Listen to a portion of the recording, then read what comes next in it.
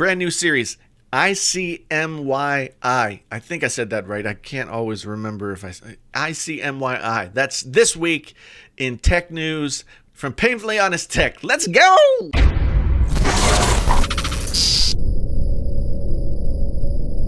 Hey there, friends on YouTube. My name is Jason, sometimes known as the JTL. This is Painfully Honest Tech. Tech so honest it hurts. And today we are debuting the very first episode of ICMYI. I'm going to mess that up quite a bit. It's going to be, a news roundup where we talk about the big things that happened in tech this week. There was maybe some of the small things that happened in tech this week, and then maybe some of the weird things that happened in tech this week. We've got a decent week to work with here in our very first episode. I'm going to just start off. We're not going to do things in like the order that they happen, because where's the drama in that? We're going to do things in the order that I find them most interesting. If that's okay with you, it's definitely okay with me. And if you don't like it, well, I'm sorry. You guys are all familiar with Huawei. Huawei, the phone manufacturer that makes phones over in China. We've long wished that they might come over to the United States. And there's been some kerfuffle about whether or not they are actually an agent of the Chinese government and a bunch of other things. Anyway, over the holiday, on New Year's Day, somebody tweeted something from Huawei saying, have a great 2019, whatever. And it had, down in the bottom corner, the infamous tweeted via iPhone tag, which the iPhone Twitter app sometimes puts on their tweets. So anyway, you see what's happening here. The tweet came from an iPhone. The person works for Huawei, and so I guess Huawei wasn't very happy about how that all went down, saying, quote, "The incident caused damage to the Huawei brand." Now, Huawei is at this point the number 2 best-selling by volume smartphone manufacturer in the world. And so I guess they weren't very happy about this. Now, their reaction, maybe it's a strange one, maybe it's an overreaction, I don't know. They basically demoted 2 of the employees involved by 1 rank and then cut their pay by 5,000 yuan, which I guess the exchange rate there is $728.27. So $728 coming out of your pocket seems like a stiff price to pay for making a mistake, but if it has in fact caused damage to their brand, well, another person who is the digital marketing director over there at Huawei has had their rank frozen for 12 months. I guess that means they can't get a promotion for 12 months. Huawei dealt with this swiftly, and I guess with great effect. But man, that seems pretty intense if you ask me. Klipsch, one of my favorite speaker makers, one of my favorite audio companies out there, has announced a new range of audio gear for the upcoming CES. Now, next week's show should be pretty intense because CES will there'll just be so much stuff. But they've released these new wireless earbuds that look pretty cool, and they brandish a new Klipsch logo, which is not interesting. They also come in a case that looks like a Zippo lighter. And now the reason I say that the Klipsch logo looks interesting is the Klipsch sort of looks in a strange way like for the written kind of font that Zippo uses for their lighter products. If you're not familiar with Zippo, I don't know. I thought they would still be pretty popular. I used to have several Zippos back in my days of smoking the cigarettes. I'm anxious to see what Klipsch has going on with these headphones. Basically, they have a more stylish case than the AirPods, and they cost $40 more at $199. They're called the T5 True Wireless. And if they compare to any of the wired earbuds that Klipsch has made in the past, then I'm kind of excited to check out what they are. So if you're watching from over there in Klipsch, talk to me. Okay? Now it's time to talk about the Samsung Galaxy S10. We're in a phone release dead zone right now. The next phone to be released is most likely the Samsung Galaxy S10, which will come in its regular size and then its plus size. Right now they're codenamed Beyond 1 and Beyond 2, and Evan Blass, who's been a leaker of many images of things over the years and kind of a go-to for these kinds of rumors, has found an image of what looks like the Beyond 1 screen, and it has that little hole. I don't remember what all the different kinds of holes that Samsung was working with were called, but this one is a hole in the corner up on the as you face it, the right hand side. I still don't know how I feel about holes inside of the screens. It might not be that big a deal. I just don't think that it's necessary. I think that it's sort of taking the notch and then just going in the opposite direction of it instead of coming up with something that will allow us to have a bezel-less phone but also have some sort of front-facing camera in there or camera array if necessary for security stuff. I guess we're just not there. I guess the S10 is going to have one camera on the front, and then there'll be two cameras on the front, which will then make the S10 Plus look to me like there's a spider lurking behind the screen. I don't know. We'll have to see what it looks like. I've been burned too many times making too many statements about too many things before they've happened. So I'm just going to be safe because that's the best way to go and say, let's wait and see. But I think it's going to look ugly. Another story that sort of rolled through here in the past couple of days, Lyft and Uber, two things that I've never used a Lyft. I've only used Uber like when I was in California because I think that's the only way you're allowed to go anywhere in California. But I did use Uber quite a bit when I was in California a couple of times this year. I guess in the past 3 years, use of Lyft and Uber and other sort of ride-sharing calling services, ride-hailing services, I guess they call them, has doubled. Use of them has doubled in the past 3 years. Now, I don't know how you could double. I mean, it's math. But on one hand, everything that you seem to hear about Uber and Lyft is that they're killing people and making a lot of mistakes, yet clearly, the service is valuable because people are using it twice as much now as they were 3 years ago. I find that I don't dislike it. It's a little weird for me to get inside of people's personal cars. I don't always feel like talking to people. I don't always feel like listening to other people's music. When I lived in New York, I rode in a lot of taxi cabs. And for the most part, you get in the taxi cab, there's a barrier between you and them. They can sometimes talk to you. Most of the time, they didn't. And you were just kind of there. It was like your own little bubble inside the car. So you didn't have to worry about what was going on out there. And being inside somebody's personal car is always a little awkward for me. But I guess it's working out. Next, and everybody's going to love talking about this because we got our boy PewDiePie. PewDiePie is, he's in this everlasting battle to be the number one person on the YouTube. He's got well over 75 million subscribers at this point. And I guess a hacker or hackers somehow were able to force Chromecasts and smart TVs with Chromecast built in to promote PewDiePie's channel by saying, subscribe to PewDiePie, which I've even seen at the local high school, like printed out sheets of paper on the telephone poles and such.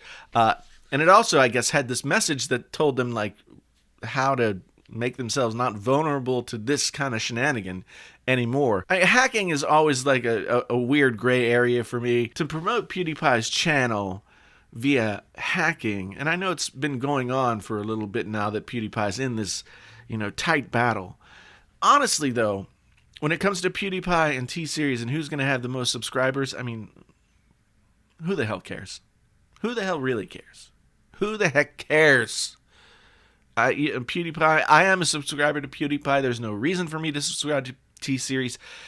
T-Series is Indian, I believe, and they are a purveyor of Bollywood-style stuff. And PewDiePie is a guy who used to play games on his channel, and now he just talks about memes, which I still don't fully understand. So it's not like they're competing in the same marketplace for the same audience. So it doesn't really matter if one has more subscribers than the other. That's my editorial on this particular thing. Moving on, we have a death in the family. Unfortunately, the smartphone that everybody seemed to love but nobody seemed to buy because it was wildly overpriced when it was first released at $700, the Essential Phone. The Essential Phone was available at Sprint here in the U.S. It was available to order. It had some great deals on the Sprint phone on Amazon a couple of different times. Well, the Essential Phone is dead. Basically, they've run out of stock. You can't buy it from their website. There's no more Essential Phones in the warehouse to buy. And Essential says, that's it. No more. We're not going to make any more. We're not going to make any more. I guess that makes sense because it's a 2-year-old smartphone at this point. They said they're moving on to work on their newer mobile products, but Essential hasn't really done too much of anything, and there's been a lot of extracurricular stuff that's gone on inside of Essential that has made that business somewhat untenable. So I don't really know what future mobile products they're working on.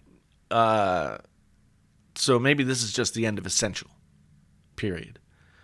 But we do know that it is the Essential phone's last gasp. So if you got one, it's probably a collector's item now. Hold on to it. Steely fist of death. Right? Now I'm going to branch out from what seems like it might be considered tech and talk about Netflix. Netflix said earlier in the week that Bird Box, their dystopian science fiction movie based on a book of the same name starring Sandra Bullock, was seen by 45 million different accounts since its release. And that's 1/3 of Netflix subscribers have watched the film in a week. That's a crazy, crazy number. 45 million people. I don't know how, and you can't, and it's impossible to say, like, was there one person in the room, or were there 5 people in the room, or 10, or whatever. So it's hard to really say how many individual people have purchased a ticket for Bird Box, but it shows that there's a viability. If you can get a big time star like Sandra Bullock to come on Netflix to star in a film that you don't skimp on any budget and it looks just like any kind of Hollywood blockbuster movie, if you can do that, then I guess it's viable to release a movie straight to Netflix and people will watch it. I watched it. I thought it was pretty good. I had some questions. If you think that those questions should be answered in some way, or I should ask them and try and answer them myself, or if you have any questions, you can let me know down in the comments below. But Bird Box, a big old hit. And I guess now people are doing the Bird Box challenge where they're walking around blindfolded. Netflix released a statement saying, please don't do that because you might die. But that's humanity. Bird Box challenge. Anyone? And now finally, after what seems like forever, we get to what it has been inarguably the biggest story of the week, and that is, of course, Apple and their trouble selling iPhones. Apple released on their own a letter to investors that said they were going to make closer to $84 billion this quarter, as opposed to forecasts up to $93 billion. So that's like $9 billion that they're going to come short on. And there are other things in that story that are very interesting. This is unprecedented in the state of Apple. The last time that they released any kind of letter to their investors like this was, I believe, 2002. Now, and that was just before the iPod. The iPhone wasn't even a thing, but Apple was definitely struggling. Those were dire times at Apple, and as much as Apple apologists across the internet have been trying to say that it's just a market realignment, it's just blah blah blah. This is a big deal, and everybody's been talking about this nonstop this week. There are some things that I like about the way Tim Cook has handled it. There's some things that I still feel like they would never have been in this position if they had just kept their prices reasonable, listened to their customers, released things that weren't halfway broken when they released them. That's the thing. Most people think that it's like just suddenly the iPhone is not performing well, and that's the only problem that Apple has. Apple has been batting about 500 on their hardware products through 2018, even back into 2017 with MacBooks that have bad keyboards and overheating, and the battery gate where they were slowing down iPhones, and I mean the list is long. There have been a lot of problems with Apple in the last 12 to 18 months that also have to be part of what's going on here. Apple is now facing a second class action lawsuit since the time that this letter to investors was released, saying you should have told us sooner, and basically saying that Apple artificially inflated the confidence of their investors by not disclosing this information earlier. It seems like Apple's going to have more problems than they thought with this issue. And yes, my video that I made earlier in the week was, this is the year that Apple dies. People thought it was clickbait. People thought it was this, that, and the other thing. And maybe there was a little bit of overstatement for effect in how I titled that video. But the truth of the matter is, now we have class action lawsuits. We've had, how many class action lawsuits has Apple faced in the past 12 months? There have been several, and it's not been good. And this really could be the beginning of, if not a dead Apple, an Apple that is much more wrinkly and dried out than it once was. They've come back from places like this in the past, and they certainly could come back from this place now. But this is as bad as we've seen Apple in more than a decade. And what's going to happen?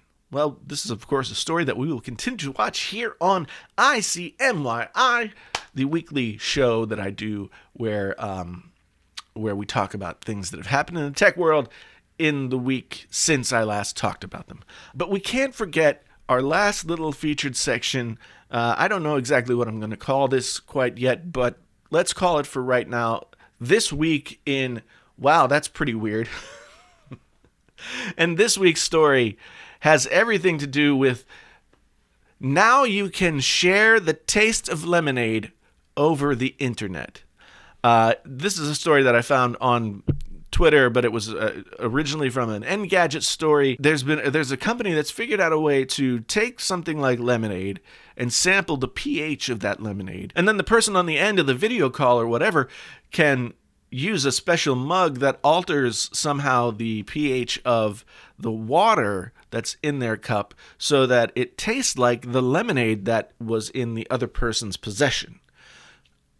There's no practical purpose here. Like nobody's having such a shortage of lemonade that they can't get their own lemonade, so people have to send them pH values over the internet in order to taste lemonade. I saw that story today and it just kind of tickled me, so I figured I would share it with you. You can now send the taste of lemonade in water over the internet using the magic of technology. I also wanted to share some of the things that I've got in my tech world here personally this week, so you can get a little preview of what might be coming up on the channel. What has come to me in the world of tech this week? Well, I just went out and got myself a brand new Galaxy Note 9. I know I had one before and I sold it, but I wanted to get another one. This one's black. Black is my color. So I went out and got this, but I got it for a reason. I also got myself a Galaxy Watch. I'm starting out 2019 making a real concerted effort to use technology to help me get off my rear end and do some exercising, because over the past year or so, as YouTube has gotten to be more and more a part of my life, well, I have not been taking care of myself. So January 1, I went out, I started exercising. I've been exercising just about every day. Well, it's only the 4th, but I've been exercising every day since then. Seems to be going well. I need some accountability, so I've got the Galaxy Watch, but I also have the Apple Watch Series 4. I'm going to try them both out. I'm going to wear them both. I'm double-barreled with smartwatches, and I'm going to try and see which one of them I feel like helps me get further and do more and be more aware of what I need to do with my health as time goes on. So I'm going to give this a good 2 to 3, 4 weeks and see how it works out. Also, I want to see, now that I haven't used the Galaxy Note 9 for a while, how much I like it in comparison to the iPhone XR that has been my daily driver for the past several months. I also went out last weekend and purchased myself a new PS4 controller. This is the Scuff Vantage controller. It's pretty crazy. Like, the faceplate comes off and you can take the rumble motors out and you can replace things, and it's got special buttons and paddles and all that. I'm trying to not suck at Battlefield 5, which I hope to start streaming one day soon. But I went out and got this Scuff Vantage controller. It's the newest controller available from the folks over at Scuff. Scuff has made boutique I guess, specialty controllers for PlayStation, but this is their first ever design on their own instead of just repurposing DualShock 4 controllers from Sony. But this is PlayStation approved. So Sony has given it its okay to be a PlayStation approved device. I've been using it since Saturday, Sunday, something like that. I've only been able to play games a couple of times, but I'm going to give this a good go through because while the regular DualShock you can get for $50 or $60, they are pretty high quality pieces in and of themselves. The Scuff Vantage is $200 if you get the wireless/wired version. So I'm going to see if I get better significantly playing Battlefield 5 or if I still suck generally at the same level or improve at an increment that seems reasonable over the course of a couple of weeks. So those are a couple of the things that I've got into the Painfully Honest Tech Studios this week that I'm going to be checking out, and look for content on those coming up in the very near future. At any rate, thank you so much for being here. I really do appreciate it. Once again, my name is Jason, sometimes known as the JTL. This is Painfully Honest Tech. You've been watching ICYMI, the tech news show that gives you everything that I care about in the world of tech over the past week. If you like this, you want to come back, you want to subscribe, you don't want to do those kinds of things, you can just subscribe to the Painfully Honest Tech channel right here on YouTube, and I would really appreciate it. Till the next time, I am out.